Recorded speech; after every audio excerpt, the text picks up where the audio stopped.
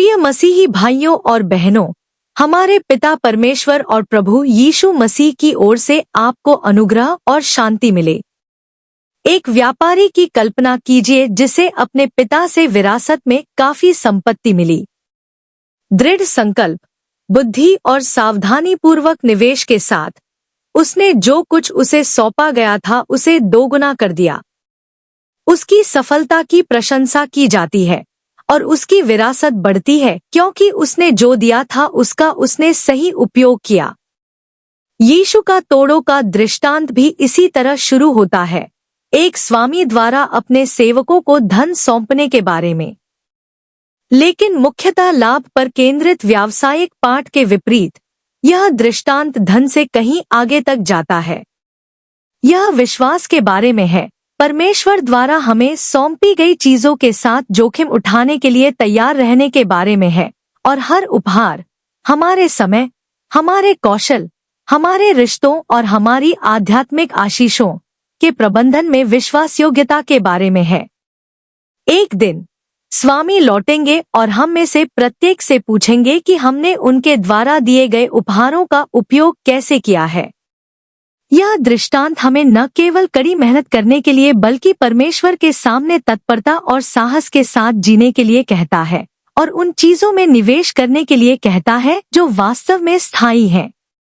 स्वामी प्रत्येक सेवक को व्यक्तिगत रूप से जानता है। उसका वितरण पक्षपात नहीं बल्कि बुद्धि है। वह क्षमता के अनुसार देता है। 5 तोड़े वाला सेवक एक तोड़े वाले सेवक से बेहतर नहीं था, बस उसकी जिम्मेदारियां अलग थी। हमारे साथ भी ऐसा ही है।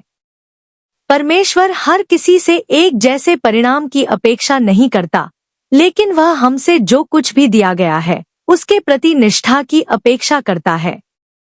पवित्र आत्मा हम सभी को विशिष्ट रूप से सशक्त बनाता है, प्रत्येक व्यक्ति को सहयोग करने और फल उत्पन्न करने के लिए आमंत्रित करता है।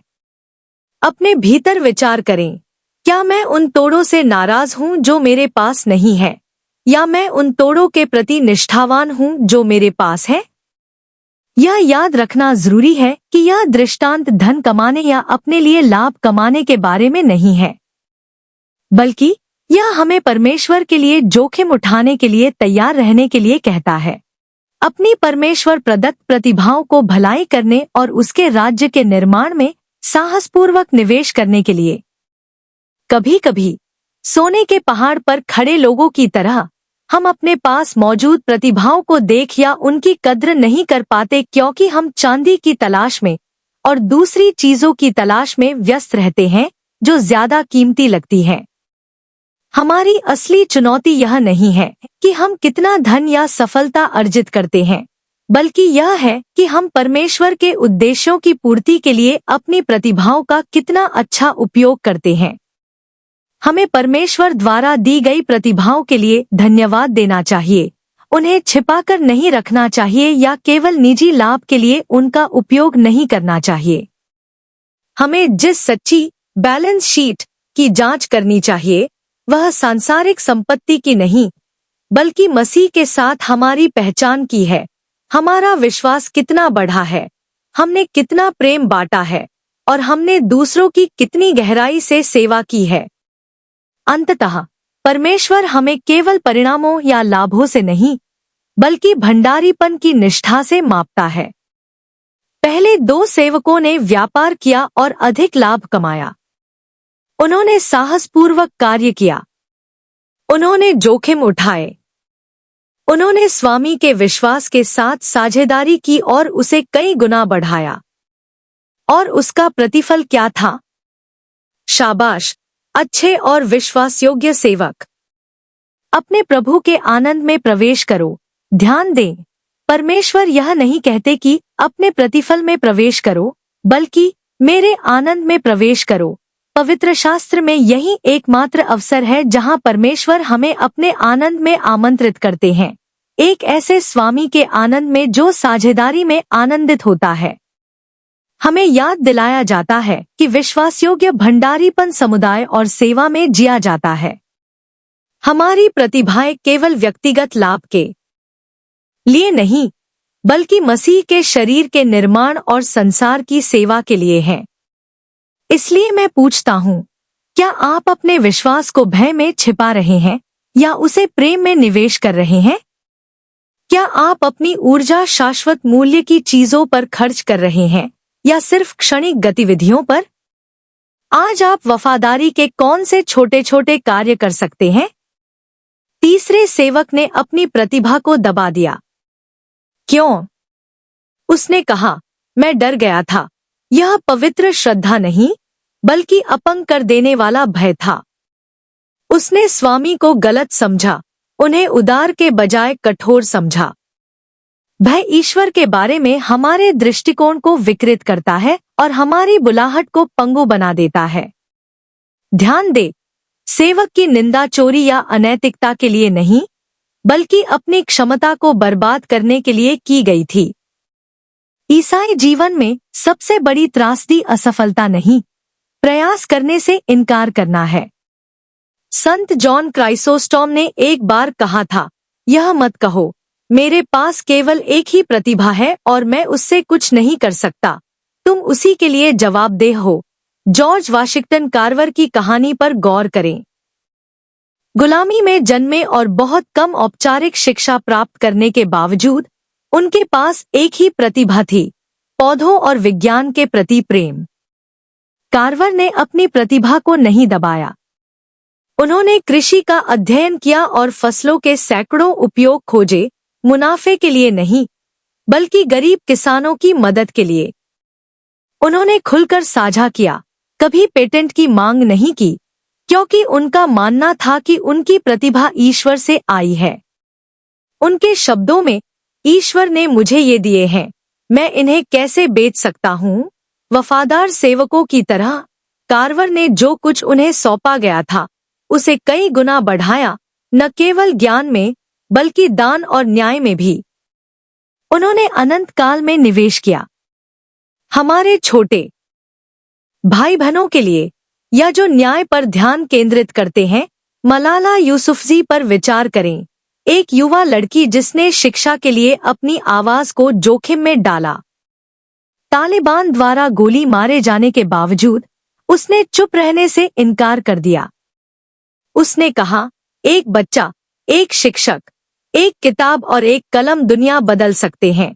एक प्रतिभा वाले सेवक की तरह वह डर को अपने उपहार को दफना सकती थी। इसके बजाय उसने साहस चुना और अपनी आवाज को अनंत काल में निवेश किया। यह दृष्टांत केवल चिंतन की मांग नहीं करता, यह कर्म की मांग करता है। ईश्वर ने हम सभी को कुछ न कुछ सौंपा है। इसलिए आज मैं आपको अपनी प्रतिभाओं को पहचानने के लिए आमंत्रित करता हूँ। प्रार्थना में एक शांत क्षण बिताएं। ईश्वर ने आपको क्या दिया है? शिक्षा, दया, बुद्धि, नेतृत्व, संगीत, देखभाल? यदि आप अनिश्चित हैं, तो आध्यात्मिक मार्गदर्शन प्राप्त करें या उनसे पूछें जो आपको अच्छी तरह जानते हैं। अपने डर पर विजय पाएं। यह न कहें, मैं पर्याप्त योग्य नहीं हूँ।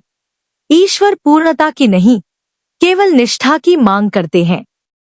याद रखें, पवित्र आत्मा हमें हमारी अपनी शक्ति से भी परे शक्ति प्रदान करता है। राज्य में निवेश करें। अपनी प्रतिभाओं का उपयोग केवल व्यक्तिगत लाभ के लिए ही नहीं, बल्कि आध्यात्मिक फल के लिए भी करें। बच्चों को पढ़ाना, गरीबों की सेवा करना, अकेले लोगों को प्रोत्साहित करना, कलीसिया के लिए प्रार्थना करना और न्याय एवं मेलमिलाप का प्रयास करना। प्रभु के आगमन की तैयारी करें। यीशु आ रहे हैं, हमें न्याय में फंसाने के लिए नहीं, बल्कि निष्ठा को पुरस्कृत करने के लिए। आइए हम कार्य करते हुए, अनुग्रह को बढ़ाते हुए और प्रेम बोते हुए पाए जाए। अपनी प्रतिभाओं का परीक्षण करते समय याद रखें, आपका मूल्य इस बात में नहीं है कि दुनिया क्या महत्व देती है या आप किसी बही खाते में क्या देखते हैं, बल्कि इस बात में है कि आप मसीह के अनुयायी के रूप में कितनी ईमानदारी से जीते हैं। अपनी बैलेंस शीट में आत्मा के फल, विश्वास, आशा और प्रेम को प्रतिबिंबित करें और विश्वास के साथ आगे बढ़ने और परमेश्वर के राज्य के लिए जोखिम उठाने के लिए तैयार रहें। जो लोग खुद को छोटा या उपेक्षित महसूस करते हैं, उन्हें याद रखना चाहिए कि परमेश्वर हमारी कल्पना से भी परे छोटे छोटे प्रयासों को कई गुना बढ़ा सकते हैं। राई के दाने या खमीर की तरह एक छोटा सा उपहार जब ईमानदारी से दिया जाता है तो जीवन और समुदायों को बदल सकता है। आइए प्रार्थना करें। हे स्वर्गीय पिता, उन अद्वितीय उपहारों और प्रतिभाओं के लिए धन्यवाद जो आपने हम सभी को सौंपी है। हमें उन समयों के लिए क्षमा करें जब हमने उन्हें भय या आलस्य में दबा दिया है। हे प्रभु, हमें जोखिम उठाने, सेवा करने और उन चीजों में निवेश करने का साहस दे जो हमेशा के लिए रहती हैं। हमें वफादार भंडारी बनने में मदद करें ताकि जब आप लौटें तो हम ये सुंदर शब्द सुन सकें, शाबाश अच्छे और वफादार सेवक। अपने प्रभु के आनंद में प्रवेश करो। यीशु के नाम में हम प्रार्थना करते हैं, आमीन।